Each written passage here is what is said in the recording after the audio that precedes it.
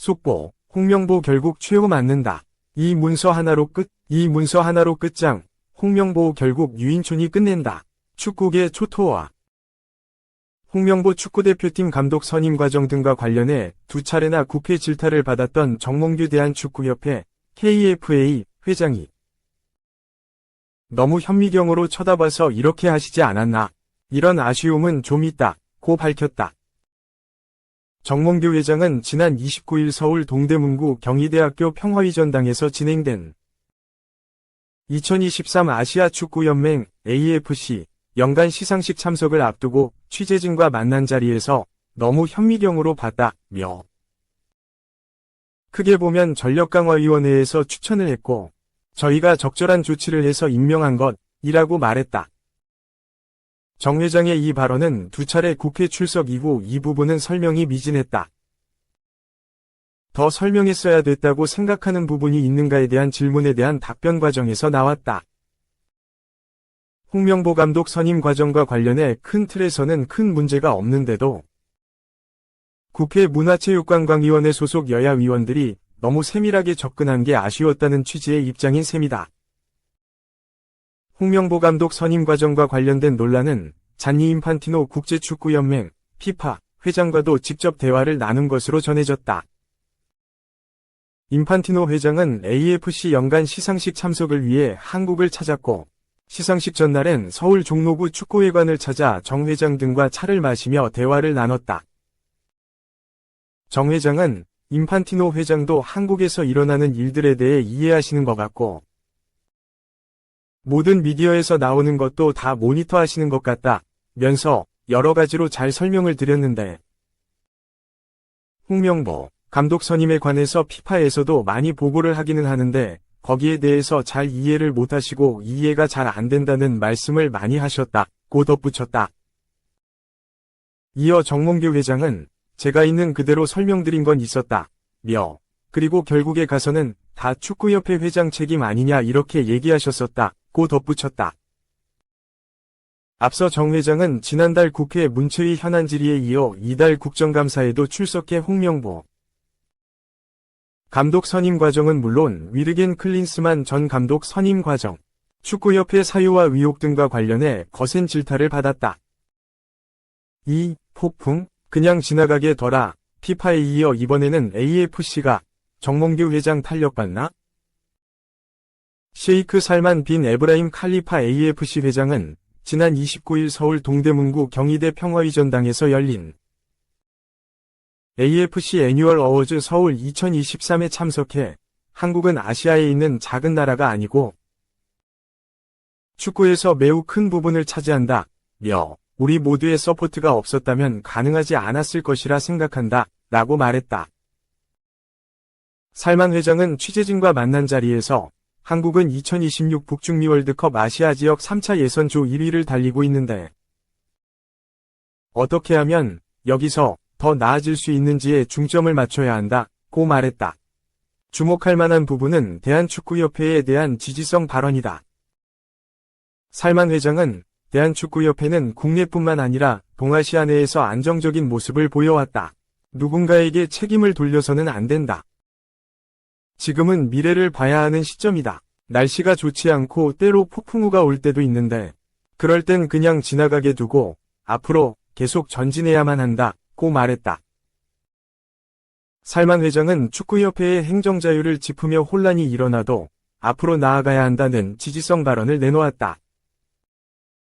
전날에는 잔니 인판티노 피파 회장이 정몽규 축구협회장에게 축구협회는 문제없이 잘 운영되고 있으며 자율성이 필요하다. 대표팀 감독을 비롯한 모든 결정은 명백히 축구협회가 결정할 권리를 가진다며 힘을 실어주는 듯한 발언을 내놓아 눈길을 끌었다. 인판티노 회장은 28일 입국해 대한축구협회 사무실을 따로 방문해 정몽규 회장과 재회했다. 이 자리에서 정몽규 회장은 인판티노 회장에게 최근 축구협회를 둘러싼 논란을 모두 이야기한 것으로 알려졌다. 승부조작범을 포함한 비리 축구인 100명 기습 사면 사태를 비롯해 행정 및 운영에서 큰 논란을 불렀던 축구협회는 최근 홍명보 대표팀 감독의 선임 특혜 논란으로 국회의 질타를 받았다. 축구협회는 지난 7월 위르겐 클린스만 전 대표팀 감독의 후임으로 홍명보 감독을 선임했다. 이 과정에서 홍 감독은 정식 선임 절차가 아닌 이임생 축구협회 기술총괄이사의 면담과 읍소만으로 지휘봉을 잡았다는 사실이 알려져 특혜 논란에 휩싸였다. 이 일로 홍명보 감독, 이임생 이사, 정몽규 회장은 모두 국회 질의에 증인으로 참석하기도 했다.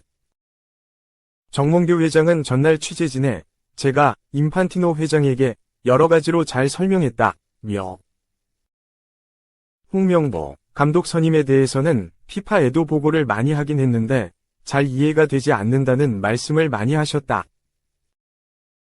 그래서 있는 그대로 설명해드렸는데 결국 축구협회장 책임 아니냐고 얘기하셨다고 밝혔다.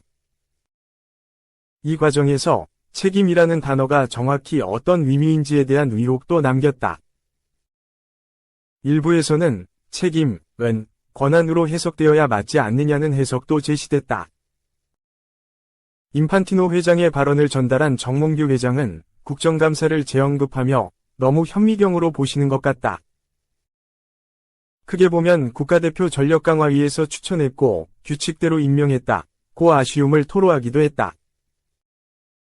한편 유인촌 문화체육관광부 장관은 국정감사를 통해 10월 말로 예정됐던 축구협회 감사 최종 발표가 늦춰질 것으로 보인다고 전한 바 있다. 3. 중동 원정 홍명보호 4일 명단 발표, 손흥민 돌아오나. 홍명보 축구대표팀 감독은 오는 4일 오전 11시 서울신문로 축구회관 2층 대회의실에서 11월 중동 원정 2연전에 나설 태극전사들의 명단을 발표한다. 한국은 북중미 월드컵 아시아 지역 3차 예선 조별리그 B조에서 3승 1무, 승점 10를 기록하며 요르단, 이라크 이상 승점 7, 오만, 쿠웨이트 이상 승점 3, 팔레스타인 승점 2를 제치고 선두를 질주하고 있다. 홍명보호는 한국 시간 14일 오후 11시 쿠웨이트시티의 자베르 알 아흐메드 국제경기장에서 쿠웨이트와 조별리그 5차전을 치른 뒤 요르단 암만으로 이동해 19일 오후 11시 암만 국제경기장에서 팔레스타인과 6차전을 펼친다. 이번 중동 원정 2연전을 통해 홍명보호는 2024년 A매치 일정을 모두 마무리하는 만큼 2연승을 따내고 기분 좋게 귀국행 비행기에 몸을 싣겠다는 각오뿐이다. 무엇보다 지난달 치른 조별리그 B조 3, 4차전에 손흥민이 햄스트링 부상으로 대표팀에서 제외되고 요르단과 3차전 도중 황희찬과 엄지성, 스완지시티, 이 각각 발목과 무릎을 다쳐 대표팀에서 중도 하차하는 악재를 경험했다. 이승우와 문선민, 이상 전북, 이 대체 선수로 이들의 빈자리를 메웠고 다행히 대표팀은 요르단과 3차전 원정에서 2에서 0으로 이기고 이라크와 4차전 홈경기를 3에서 2로 승리하며 패조의 A매치 3연승 행진을 이어갔다. 홍 감독은 11월 중동 원정 2연전에서도 승리 기운을 이어가기 위해 완전체를 꿈꾸며 준비 과정에 들어갔지만 상황은 그리 녹록지는 않다. 10월 A매치에서 빠진 손흥민은 4일 예정된 에스턴 빌라전을 통해 복귀를 준비하고 있다. 손흥민은 지난 9월 27일 가라바흐, 아제르바이잔과의 2024-2025 유럽축구연맹 우에파 유로파리그 UEL 경기에서 햄스트링을 다쳐 토트넘의 전열에서 빠졌다. 이후 지난달 19일 웨스트햄과 8라운드의 선발 출전해 공식전 4경기 만에 복귀전을 치렀으나 부상 부위 상태가 여전히 좋지 않아 추가로 약 보름 동안 회복에 전념하며 에스턴 빌라전 출전을 기대하고 있다. 더불어 왼쪽 발목 내측 인대를 다친 황희찬 역시 회복에 집중하는 가운데 프리미어인저리스닷컴은 한국 시간 10일 0시 예정된 사우샘프턴전을 황희찬의 예상 복귀 시점으로 잡고 있다. 손흥민과 황희찬 모두 회복 훈련에 집중하느라 실전을 치르지 못하면서 최상의 경기력을 담보하기 어려워서다. 몸 상태가 최상이 아닌 선수를 소집하는 부담 대신 현재 컨디션이 좋은 선수를 부르는 게 대표팀 분위기에 더 좋을 수 있다. 이 때문에 홍 감독은 최근 유럽과 중동 출장을 떠나 스위스 무대에서 뛰는 공격수 이영준, 그라스호퍼, 과 아랍에미리트, UAE에서 활약하는 원두재와 권경원, 이상 코르파칸, 과 조유민, 샤르자 등을 점검하며 11월 A매치에 뉴페이스를 투입하는 방안을 머릿속에 그리고 있다. 여기에 2일에는 전주 월드컵 경기장을 찾아 전북 현대 인천 유나이티드 경기를 지켜보며 문선민과 이승우 등도 관찰하고 대표팀 명단의 윤곽을 그렸다. 홍 감독이 4일 대표팀 명단 발표에서 어떤 선택을 할지 팬들의 궁금증은 커지고 있다.